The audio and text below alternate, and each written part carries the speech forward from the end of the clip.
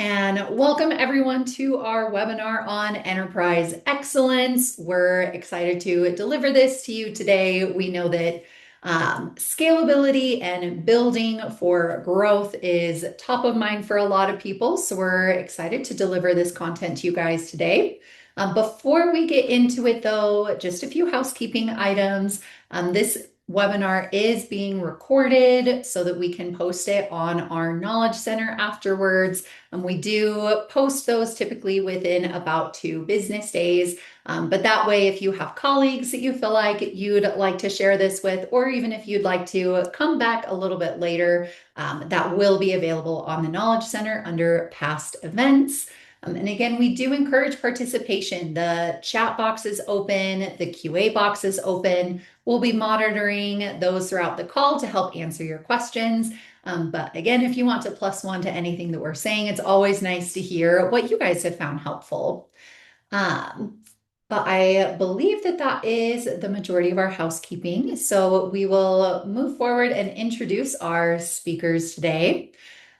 So first up, we have myself. I'll be your host for the beginning of the call. My name is Corey Peterson. I'm one of the product adoption managers here at Captivate IQ. I've been here for about 2.5 years now, but my background is in training and enablement, so I actually really enjoy being on the camera in front of everybody. So I love doing what I do. But we have 2 main hosts today who will be actually delivering the content. One will be Paul. So if Paul just wants to give himself a little wave. Paul is another product adoption manager here at Captivate, where he specializes in helping customers get the most out of their product by focusing on how to simplify and automate the commission process. So he's got a long background in the commission world. So we're excited to pick his brain today. Just a fun fact about him: in his free time, he enjoys golfing, scuba diving, and traveling. Our second host today is John. So John, if you just want to give a little wave. John has been at Captivate for a little over a year. You may have recognized him from our data flow webinar as well. He's worked in SaaS as a product manager for 6 years, so he also comes with a big slew of experience. But a fun fact that I just learned today about John is that prior to product management, he actually worked as a criminal defense attorney and is very excited about the fact that he's only had to wear a suit once since then, which was his wedding, which is very understandable. I'd be a little worried if you were wearing something else for the wedding, but you fit in great in tech. Don't really need to wear suits much here. But thank you both for our hosts and your time. And again, if you have questions, start to think of those. But our agenda for today, what will we actually cover in our Enterprise Excellence webinar? So we'll get started with laying the foundation of why does scalability matter? Why is this something that we are approaching you guys about today in this webinar? Once we have that foundation down and we understand the importance of building for scale, we'll move into data infrastructure and some tips and tricks on how to support a scalable data infrastructure in Captivate IQ. Then we'll talk about compliance. We can't have a webinar on enterprise without also talking about compliance. So we'll just go into some items there as well, and then wrap up with some workflow capabilities on how to help streamline some of your processes, save you some time, and potentially add in some automations. So those will just be a quick call out on some workflow capabilities that Captivate IQ has to help support you on your journey. So with that in mind, and without further ado, Paul, we'll pass it off to you to talk about why does scalability matter? Yeah, thanks, Corey. Just a heads up, Corey, if I start to get choppy, can you let me know? I just got a message that the internet around me is kind of unstable. So I just want to make sure that, I can reconnect to a hotspot if needed, mid-flight. All right. So why does scalability matter? There's endless reasons, but we're going to try to bucket them into like 3 basic reasons here. And so the first is we want to make sure we can accelerate decision making. If you have a platform and a solution, whatever platform or solution, whatever problem that is trying to solve, if it's not scalable, you're going to do the opposite of accelerating decision making, which is slowing it down eventually. And so the first thing we want to make sure we can do is enable real-time data processing and report generation. The worst thing in the world to do is to want to make a change and then have to sit there and wait for the results to process, for the reports to update. Because now, rather than something being a quick, hey, let's take a look at this in 5 minutes or take a look at it within an hour, it's let's maybe do one scenario per week, right? And now you're just slowing everything down. So we want to make sure that we can accelerate that decision making so you can move faster and be more nimble where necessary. Additionally, kind of taking this a step further, we want to make sure we can reduce the time to insights from days to minutes. And so there's nothing worse, and I've unfortunately had the experience of doing this, is you're sitting in a call with a CRO, a CFO, whoever it be, some senior leader, and they ask you, hey, let's make this change. Let's do X. What's the result? What's Y there? And you have to tell them, I don't know. I'll have to get back to you a couple days later, with that answer, because it's going to take time for me to actually just change the input and have that process and update, right? So we want to make sure that you can help reduce the time to insight for those senior leaders when they ask those questions. And they want to know right away, right at that meeting, because they don't have time to circle back and have 4, 5, 6 meetings to test 4, 5, 6 scenarios. They really want to test those 4, 5, 6 scenarios in one go, and then be able to make a cohesive decision based off the outputs of each scenario. And then finally, kind of taking that a step further, once they have those scenario outputs, those results, they can actually act on that critical information immediately. So if you're thinking about, maybe this is scenario planning for the comp plan before the start of the year, right? And there's a board meeting next week. We can't do the scenario planning where 4, 5, 6 meetings if there's a board meeting next week and they have to get the comp plan approved by the board, right? So we want to make sure we can have them act immediately. They can make an informed decision. They're not feeling like they're guessing, knowing that they don't have the full story of those scenarios. And so they can act with the actual data in hand and feel confident when they go to make that decision. Moving on to less about decision making and more about just data volumes. Commissions is in a very interesting space when it comes to data volumes. It's one of the few areas of the business where, depending upon how your commission plan is set up, you may be carrying around years worth of data everywhere you go.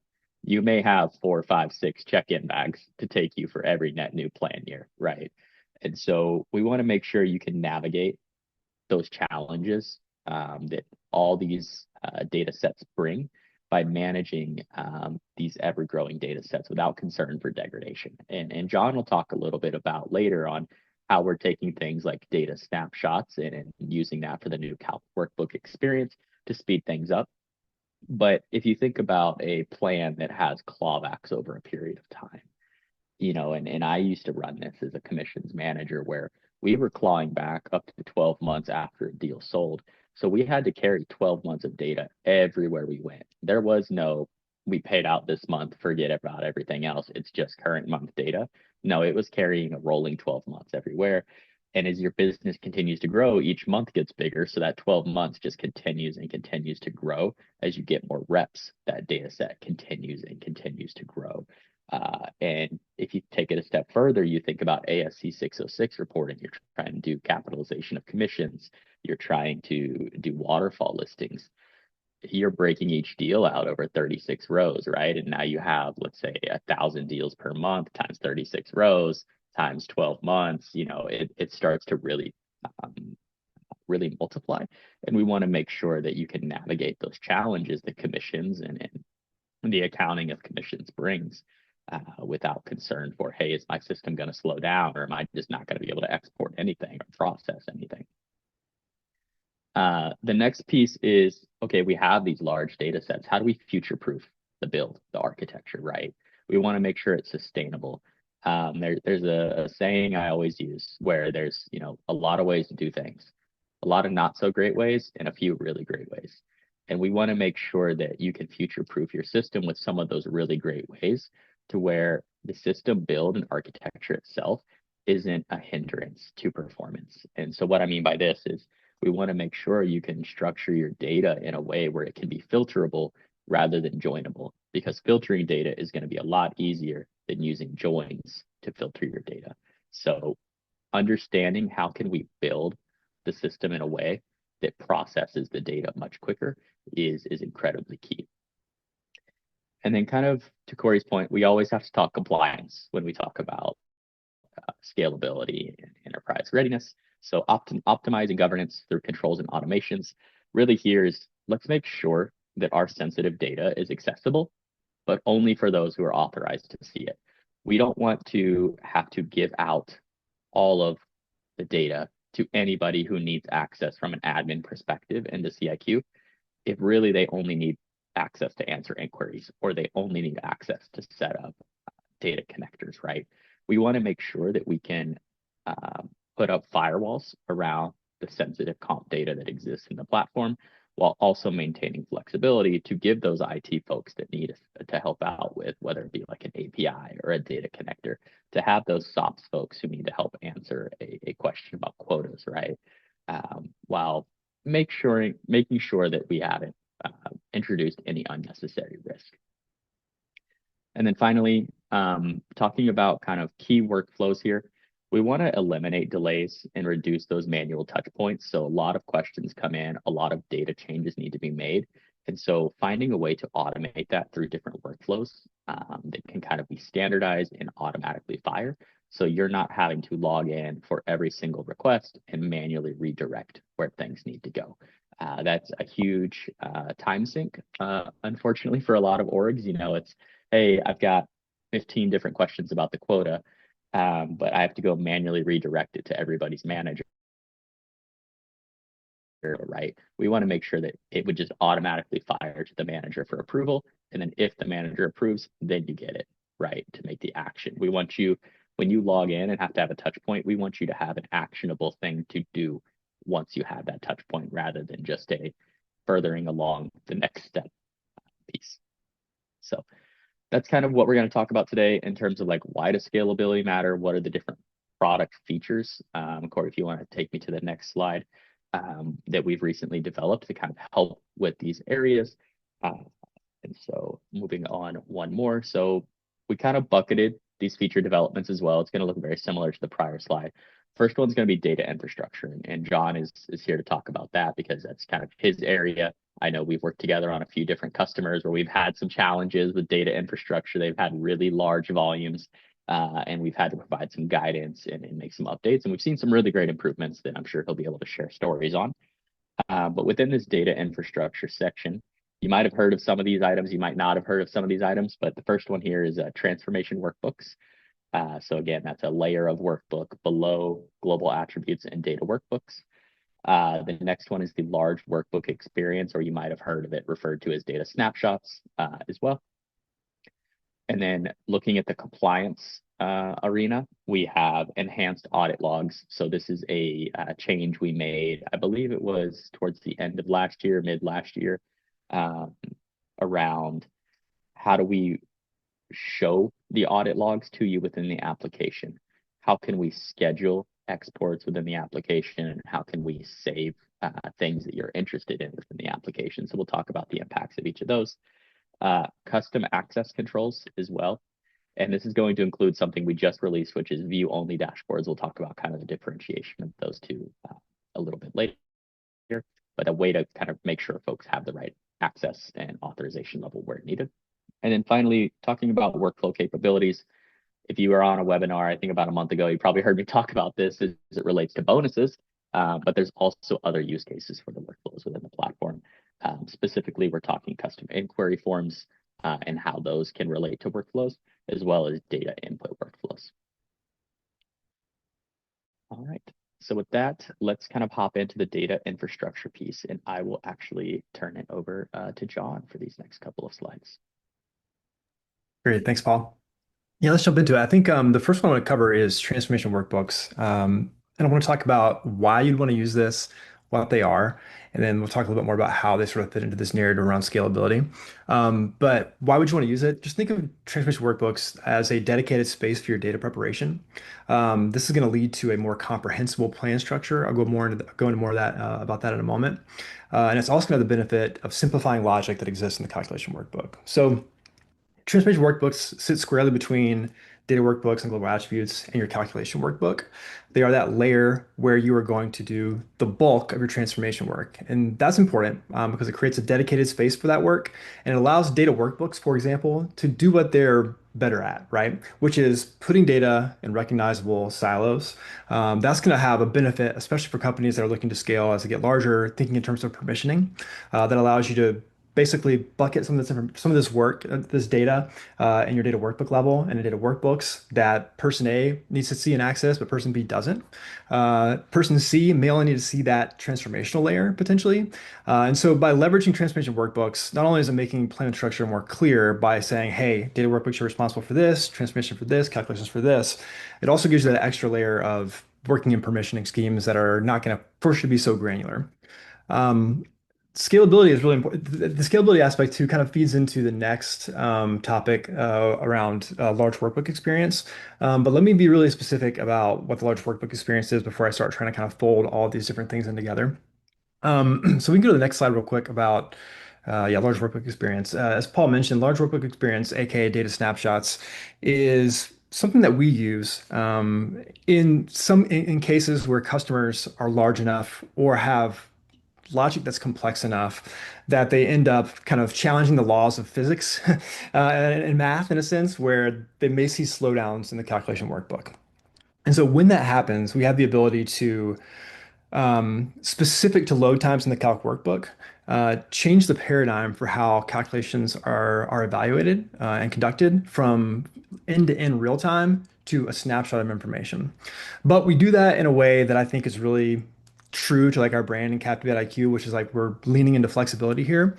And so what's happening is just behind the scenes, we turn this on for you, and Captivate IQ looks every 60 seconds at data workbooks, transformation workbooks, to see if a change has been made that would impact a snapshot of information that's being leveraged in the calc workbook. So just to be clear, the snapshot represents all the data in your data and transformation workbooks. That's being ideally consumed immediately, just loaded into and consumed immediately by the calculation workbook. And it allows us to calculate those calculations, produce those calculations at a much higher rate, up to 10 times faster. And remind me if I forget, Paul and Corey, to tell a quick customer anecdote at the end of this. But one of the things that I think just kind of sort of combining these two areas of improvement and infrastructure, maybe this is the right time to tell the customer anecdote, is, for example, we saw a customer a couple months ago who was experiencing some really slow load times in the calculation workbook, just really, really slow. And it was a result of two things. One, just the volume of data, the complexity, but also how they had organized their plan structure.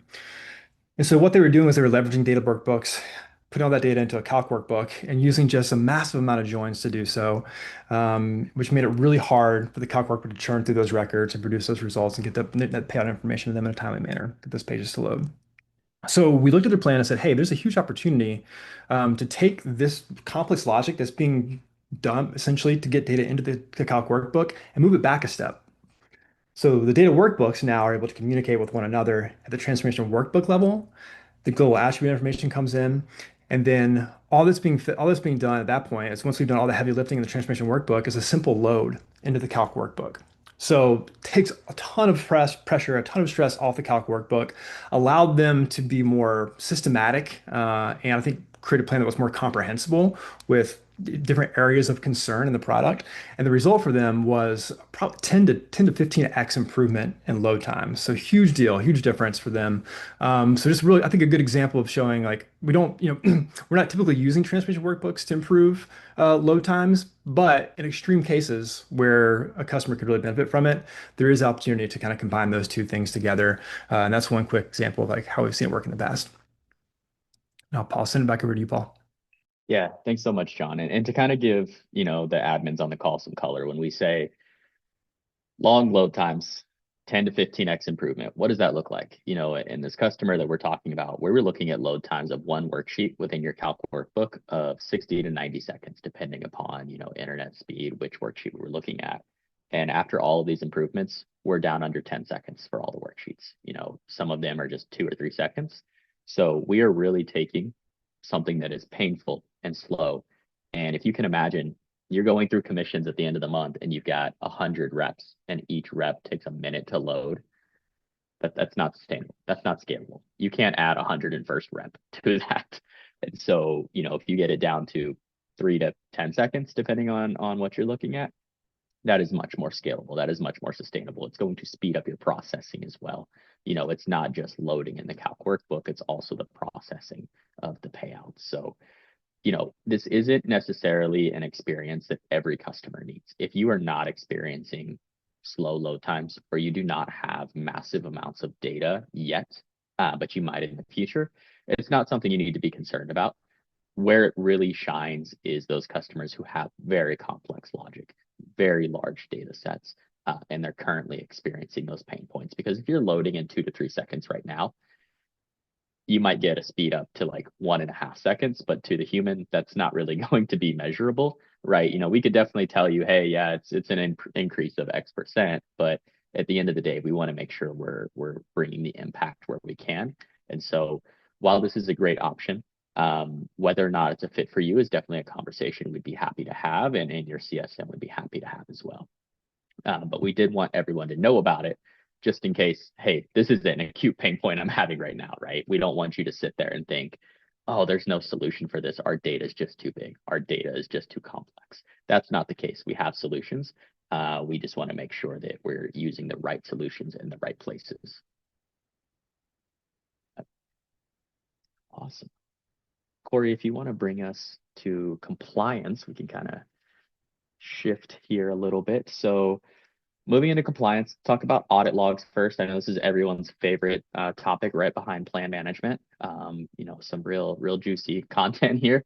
But audit logs are, as you become larger and larger, and let's say you go public, right? Audit logs are going to be increasingly important for you as a business. And so we've made some pretty big investments recently to strengthen compliance and transparency with the audit logs. You can track every single user action, data modification, system changes, all within the audit log section of the platform that highlights the specific changes. So if you recall the audit logs probably from 2 years ago or so, you would see the entire change. And if you changed a row of data on a worksheet or an employee assumption or employee attribute, it was really hard to tell what changed, because if you just changed one column, you got shown all 20 columns that potentially existed, right? And there was no coloring, there was no highlighting telling you, hey, of these 20 columns, this is the one that's shown. So we've made some investments to help call out, here's what's changed in a much easier fashion for you. So it's easier to track, it's easier to trace. You can identify where issues arose quicker. So if you're saying, hey, I know we made this change a month ago, I can't remember where we made it. You know, a month is a long time to remember a very small change, but you kind of know the ballpark. It's much easier now to filter. You can filter in a much more granular fashion. And then once you do filter, you can see the changes that were made much quicker. So that's a great change. And we've heard some really good feedback from some of our larger enterprise customers about, hey, this really helps when compliance or finance comes and asks questions. It's going to help accelerate go back real quick, Corey. We're helping accelerate investigations through granular filtering. So I talked about, you know, it's easier to see what changed, but the ability to filter has expanded an incredibly large amount. So you can now filter all the way down to like what is in the change details. So if you don't know what changed, you don't know what the name of the object was, you don't know what plan it was on, you just know, hey, I know who it affected. You can literally just type change details has and then put the person's name in there. Or, you know, you could say, oh, I think it was so and so who made this change, right? And so you have much more granular filtering of options to help you do that research if you need. And let's say you realize 95% of the changes I'm making that affect payouts come from 1 or 2 or three types of changes, right? And you need to know what those filters are. You can actually save the filters in the system now. So if you're saying, okay, I know the change I made was a global attributes update for a role. I don't remember what the update was that caused the issue I'm seeing now, but this is the area where I have the most risk. Let me save that global attributes role update filters, right? And so now you can easily get to those changes within the audit log by just clicking a button that says global attributes filters, right? You don't have to remember what was the specific filter set I went through. You can already have a jumping off point, and then you can continue to filter from there. And then one thing I know some compliance teams love, and I think it's probably some good nighttime reading to help you fall asleep, but scheduled audit log exports. So we've had a lot of conversations with compliance teams, and they love to have these exports sent, and it's whether it's every month, every 2 months, whatever the cadence is. Within the application now, you have the ability to schedule audit log exports so they can be saved. Think about this just like an accounting report, right? It might not be something people are actively reading every week, but it's something we need to keep around so that we always have a traceable way to go back and see what's affected the final payout. So, if your compliance team says, hey, we need an export, go ahead and ask them, are you going to need this on a regular basis? Because if so, we can set it up for you. Because you don't want to continue to get pinged over, and ask for scheduling something or exporting something. All right. So moving on to access controls here. So this came out in its initial beta phase towards the beginning of last year, I believe, and now it's kind of fully out in GA.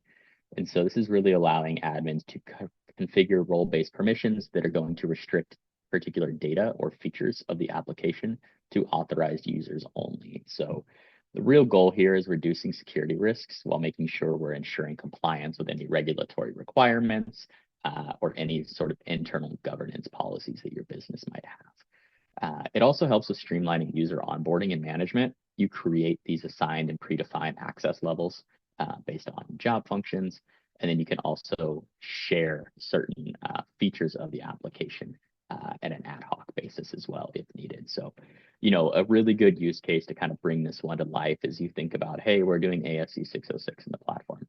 Your accounting team likely does not need access to anything beyond data workbooks where the setup of the ASC 606 is done, where they're inputting all of those data inputs. What's the ratable term? What are the rules of how we capitalize commissions, things like that.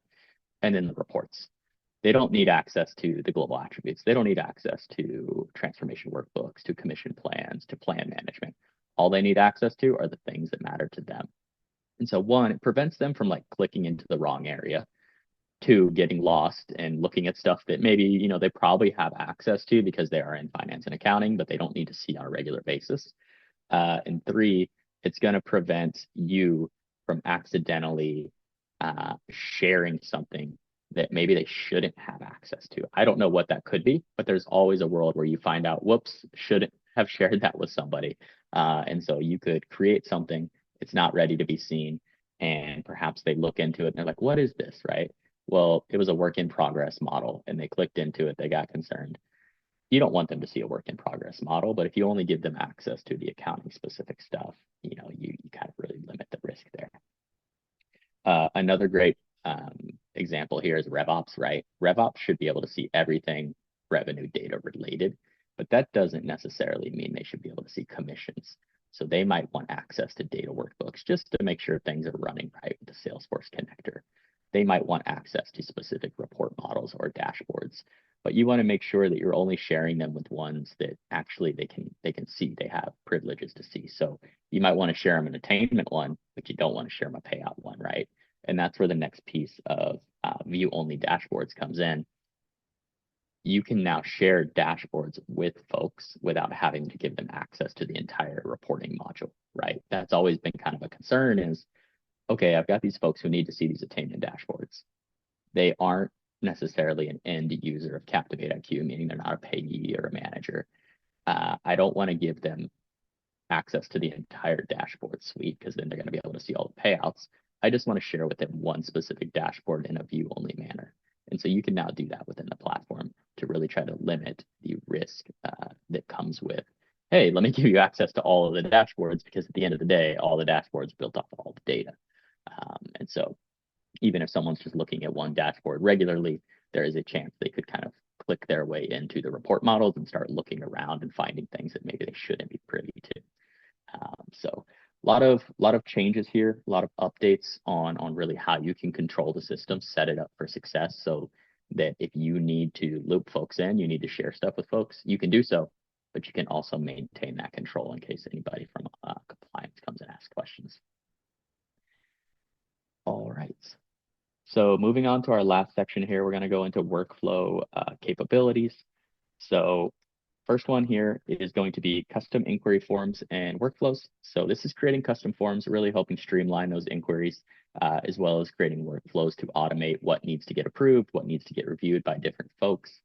You can proactively require submitters to include specific details. Historically within the inquiry form, if you needed someone to include details, they may or may not know up front. And so if they didn't know, there's a good chance you might have to message them on the inquiry. Hey, can you add this data? Because I don't really know what you're asking. Now you can create a custom form that says you must fill out this section of data, so that helps you understand, hey, okay, I know what the question is and I know how to get to the answer. So you want to make sure that you can gather all of the relevant information up front rather than having to go back and forth, whether it be via Slack, email, any other sort of communication tool. You can also now automatically request approvals for inquiries from designated approvers to prevent bottlenecks. So I used an example really early in this call about, I have a question about my quota. I don't think it's right. You may or may not know that. If you own quotas, you likely would know that. But if you don't own quotas, it might be something better sent to the manager, or it might be something better sent to RevOps or sales ops, right? And so if that's the case, it's not a question that you really want to receive and then have to manually redirect. If they say, hey, this is a quota question because you created a custom input form and they can categorize it as quota question, it can then automatically fire to whoever the right person is for the approval, whether that be the manager or RevOps or sales ops. So it really helps prevent those bottlenecks, prevents you from having to go in and manually redirect things and chase people down to get their approvals and their answers on particular inquiries. A good use case here would be, let's say you're a larger enterprise organization and you've got multiple regions, multiple product lines that people are specifically experts at. If you have a question come in from, let's say, the New England region, and you have one sales comp admin who specifically oversees the New England region, you want to make sure you can route it to that admin first. You don't want to route it to necessarily a general sales comp team. You don't want everybody getting pinged. So if we can find different attributes, find different ways to categorize inquiries, it can really help resolve the speed in which inquiries can get answered, and then you can finally get your final payout file off to payroll. All right, and then kind of for our final slide here, we want to talk about data input workflows. Like I said, if you've been to the last couple of webinars I've led, I'm sure you're tired of me talking about this, because this is very similar to the bonuses piece we have discussed, but we want to make sure we can facilitate that seamless automation of workflows that require approvals, review, and collaboration. And so what we're saying is, this isn't post payout processing. This isn't inquiries. This is upstream. This is before you even process anything. So we're unlocking the ability for you to collaborate on data and approvals prior to calculating it. And so that way you reduce the inquiries that you do have downstream, and we're accelerating that time to payout. So good use case here is exceptions, right? You might have an exceptions worksheet and you share it with all your managers and you say, hey, at the end of the month, come in, fill out your exceptions for any of your reps. If you had a rep who, I don't know, had a family emergency, a medical emergency, it's not covered under your LOA policy, but you want to give them some sort of quota exception, you might have a quota exception worksheet where they can come in, they can suggest an exception. It would then fire off, go to the director, go to the CRO, whoever needs to approve it, to say, yep, that's a quota exception we're okay with. And then that can funnel into your data. And it can say, hey, John's quota of 100K this month, we actually have an exception of 40K. So he's only going to get quoted on 60K for the month, right?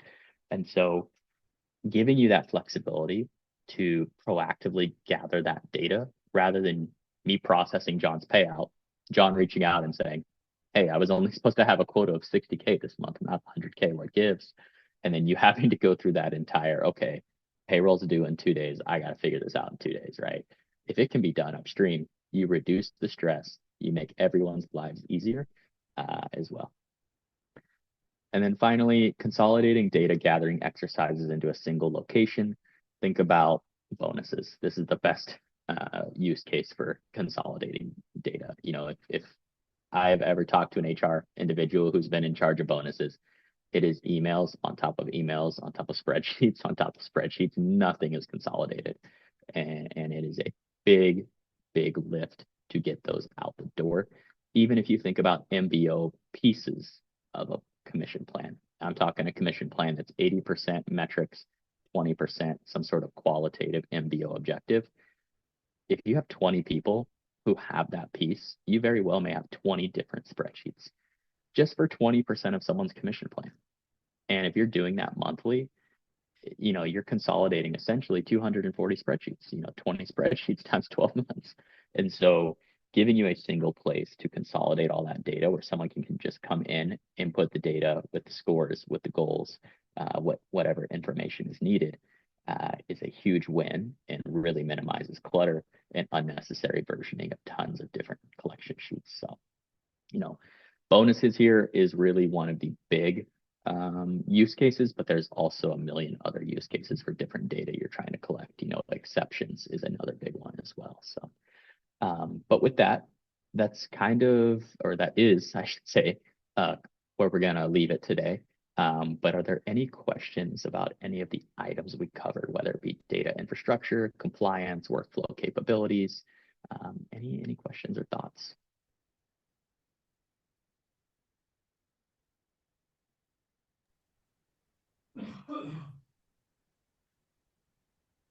We do have a question from Matt. So he says, ideally, I'd like all of my crediting logic to be housed in the transformation workbook. Are there plans to pull hierarchy setup into the transformation workbook? John, that might be a question for you. Yeah, great question, Matt, and hello. So it's something that's on our radar. I can't give you a specific timeline, but what I can say is that it's come up. It's something that we're aware of, but no current timeline to do so. But this, like I said, there is quite a few asks. This has come up pretty often. So it's something that we're kind of thinking through as we're looking at H2 planning. Can circle back once we have more detail around that, but nothing firm as of Q3 or Q4 right now. All right, thank you, John. Thank you for the question, Matt. Well, thank you everybody for your time. We'll still leave things open for questions. As you have questions and as you're putting them in the chat, I will launch a poll. We just want to know how you feel like this webinar went today. Let us know your feedback. And again, we'll stick around for maybe another minute or two, just in case you have additional questions. But thank you, Paul and John, so much for the content that you've prepared and for being here today. We appreciate it.